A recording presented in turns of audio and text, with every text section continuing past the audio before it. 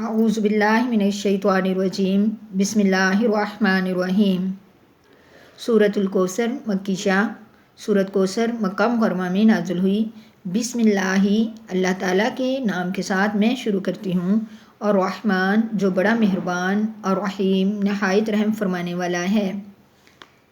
انا بے شک ہم نے، آتویناکا عطا کی آپ کو، آتوینا عطا کی، نون کھڑی زبر نا، ہم نے، نون کے اوپر قرآن مجید میں کہیں بھی کھڑی زبر آئے تو وہ متکلم ہو جاتا ہے، یعنی ہم کا آپ صلی اللہ تعالیٰ علیہ وسلم کو بے شک عطا کی ہم نے آپ کو کوثر، کوثر بھی پڑھ سکتے ہیں، خیر کثیر بھی پڑھ سکتے ہیں۔ بے شک عطا کی ہم نے آپ کو خیر کثیر یا کوثر۔ فصلی پس آپ نماز پڑھیے، لربک اپنے رب کے لیے، فصلی پس آپ نماز پڑھیے، لربک اپنے رب کے لیے، وانحر اور آپ قربانی کیجیے، واو اور نہر قربانی کرنا، وانحر اور آپ قربانی کیجیے، انا بے شک، شأنیہ کا دشمن آپ کا، شأنیہ کا دشمن آپ کا، شانیہ دشمن، کا آپ کا، هو الابتر وہی ہے ابتر، وہی ہے بے نام و نشان، وہی ہے دم کٹا۔ کئی معنی اس کے آتے ہیں، پھر سن لیجئے۔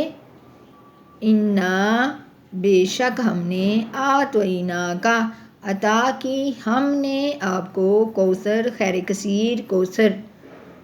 فصلی پس آپ نماز پڑھیے، لربک اپنے رب کے لیے، وانحر اور آپ قربانی کیجیے، انا بے شک، شانیہ کا دشمن آپ کا، هو الابتر وہی ہے ابتر یا بے نام و نشان یا دم کٹا۔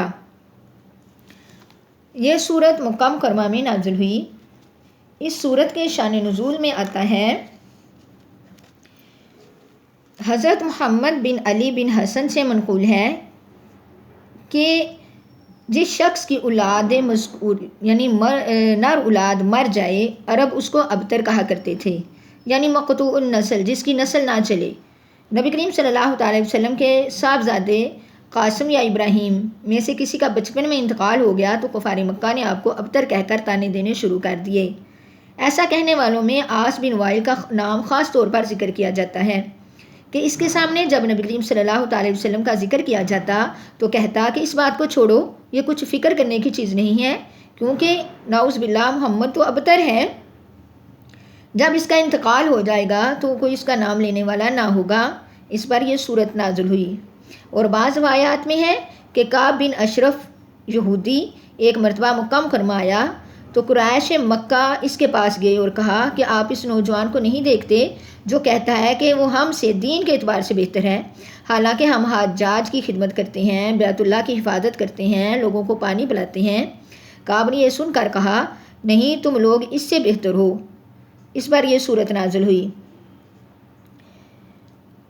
ایک روز بخاری، مسلم، ابو داؤد، نسائی ان سب کی نے حضرت انس سے روایت کیا ہے، مسلم کے الفاظ یہ ہیں کہ ایک روز جب نبی کریم صلی اللہ تعالیٰ علیہ وسلم مسجد میں ہمارے درمیان تھے کہ اچانک آپ پر ایک قسم کی نیند یا بے ہوشی کی سی کیفیت طاری ہوئی، پھر آپ ہنستے ہوئے آپ نے سر مبارک اٹھایا۔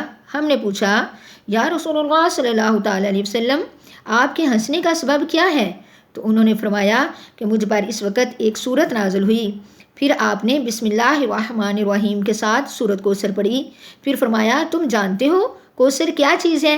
ہم نے عرض کی اللہ اور اس کا رسول خوب جانتے ہیں۔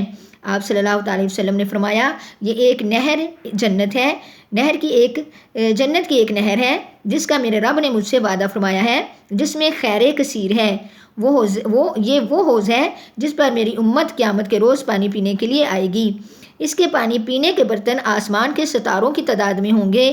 اس وقت بعض لوگوں کو فرشتے حوض سے ہٹا دیں گے تو میں کہوں گا کہ میرے پروردگار یہ تو میری امت ہے، تو اللہ تعالیٰ فرمائیں گے آپ نہیں جانتے کہ اس نے آپ کے بعد نیا دین اختیار کیا تھا۔ سورت کوثر یعنی حوض کوثر جو ہے، یہ کل کوثر اس سے مراد احادیث آپ صلی اللہ تعالی وسلم کی حدیث سے ثابت ہو گیا کہ یہ حوض کوثر ہے، اور اس سے مراد بہت زیادہ بلائیاں، خیر کثیر، آپ صلی اللہ تعالی وسلم کے اندر بہت زیادہ بلائیاں، یہ بھی مراد ہے، خیر کثیر بھی مراد ہے۔ آگے ہے فصلی، پس آپ نماز پڑھیے، لربی کا اپنے رب کے لیے، ونہر اور آپ قربانی کیجیے۔ اللہ تعالیٰ نے خیر کثیر یعنی حوض کوثر کی خوشخبری کے بعد، خوشخبری سنانے کے بعد اس کے شکر کے طور پر آپ کو دو چیزوں کی ہدایت دی، ایک نماز اور دوسری قربانی، جو ہے بدنی عبادت۔ نماز جو ہے وہ بدنی عبادت اور جسمانی عبادتوں میں سب سے بڑی جو ہے عبادت ہے، اور قربانی جو ہے وہ مالی عبادتوں میں اس بنا پر خاص امتیاز اور اہمیت حاصل رکھتی ہے کہ اللہ کے نام پر قربانی کرنا بت پرستی کے خلاف ایک جہاد بھی ہے، کیونکہ اس وقت لوگ جو ہیں وہ قربانیاں بتوں کے نام پر کیا کرتے تھے۔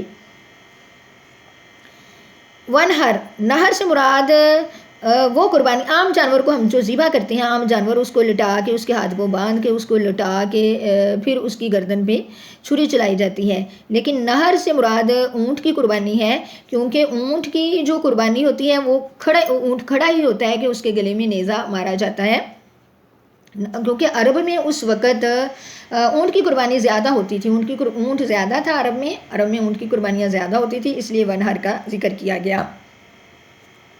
انا بے شک شانیہ کا دشمن آپ کا، شانی کے معنی یعنی کہ شانی یا کا، شانیہ کا کاف سے ضمیر آپ کی ہے، آپ صلی اللہ تعالی وسلم کا شانی۔ بعض لوگ اپنے بچوں کا نام شان ایسے نام ہوتے ہیں، بچوں کے نام اچھے ہوتے ہیں لیکن بگاڑ کے شانی رکھ دیتے ہیں۔ شانی کا معنی ہے دشمن، لہٰذا اپنے بچوں کا نام بگاڑ کے شانی مت رکھیے۔ بعض شانی بولتے ہیں،